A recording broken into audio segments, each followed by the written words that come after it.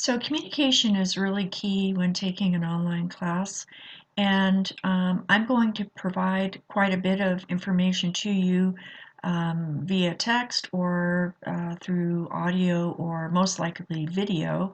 And there are a few ways that I'm going to be presenting that information to you. A lot of times I'll be sending an email through the Canvas inbox system, but there are other ways. And so let me show you how you can access that information.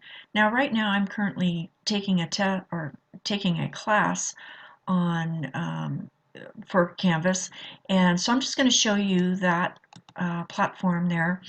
And you can see that up on the right-hand side, I have a to-do list. These are all the items that I need to do to complete this course.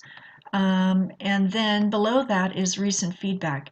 And so when you're first logging on, please, kind of scan the page and kind of veer your eyesight to the right side of the screen and view what kind of feedback I'm giving you.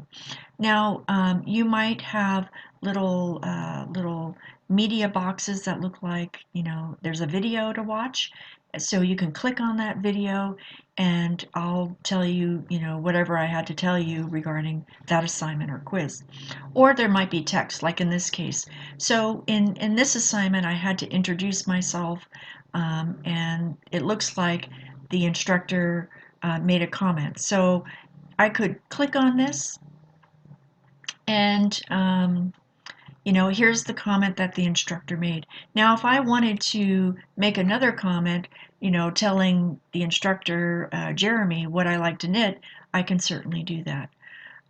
Let's go back to another way in which I might present, or another way that you can access that. So if you go into grades and scroll down, and I'm going to scroll down to that introduction, introduce yourself. Notice that there's this icon here. It looks like bubbles, text bubbles. If I click on that, it's going to show the comment that my teacher made to me. And so if I wanted to access that information, I could just click on the introduce yourself again. It brings me back to that original page that I showed you.